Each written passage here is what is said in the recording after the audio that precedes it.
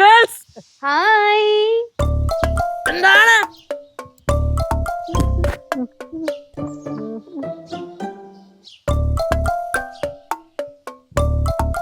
എന്താണ് എത്തിയാ rider boy? College എങ്ങനെയുണ്ടായി?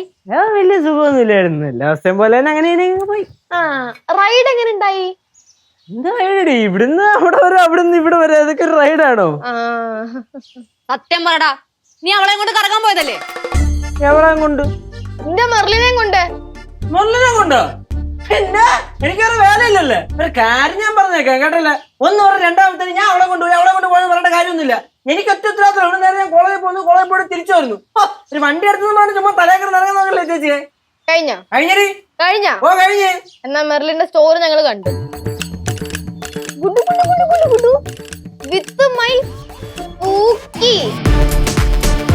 അറിഞ്ഞാണ് ഞാൻ അവളുടെ അടുത്ത് നിങ്ങൾ രണ്ടെണ്ണത്തിനും ബ്ലോക്ക് ചെയ്തു. ചേച്ചി നമ്മള് ജസ്റ്റ് അപ്പുറം വരെ പോയുള്ളൂ. ഇവിടുന്ന് ഞാൻ ഇങ്ങനെ പോണ വയ്ക്ക് അവളിങ്ങനെ ടക്കനെ വണ്ടി കയറി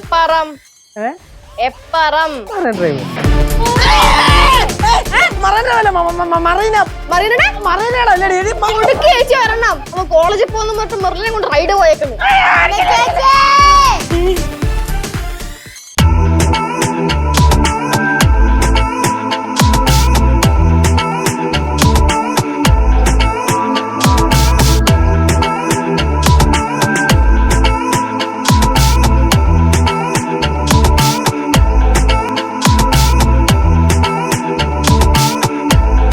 പോലെയല്ലല്ലോ തിരിച്ചു വരുന്നത്.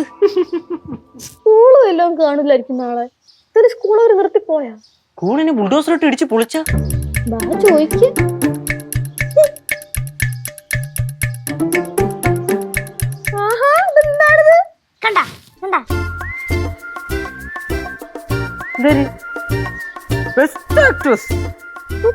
നിനക്ക് എന്തിനാണ് ഇതെന്താ?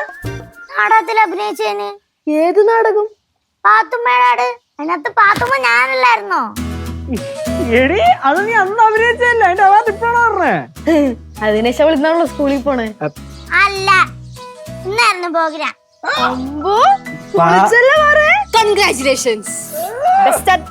അഭിവാദ്യങ്ങൾ. പൊളിച്ചടിക്കട്ടോ മക്കളെ. ഇനി നോക്ക് ബെസ്റ്റ് ആക്ട്രസ് പാർവതി ബാലചന്ദ്രൻ. കിടിക്കും ഒരു രക്ഷ.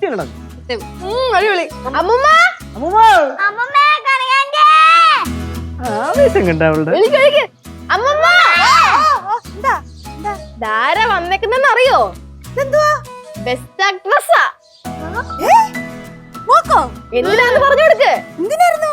നാടകം കളിച്ചെന്റെ പാത്തുമ്മയുടെ ആട്.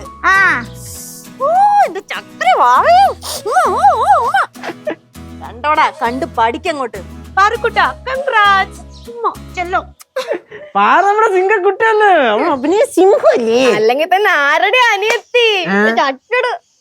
വേണ്ട,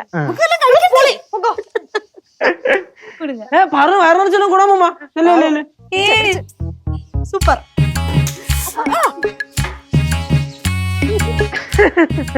പാറുവിന് ഒരു അനുമോദന യോഗം നമ്മൾ സംഘടിപ്പിക്കാം. അതിനു മുന്നേ നിന്റെ അനുശോചന യോഗം ഞാൻ സംഘടിപ്പിക്കും.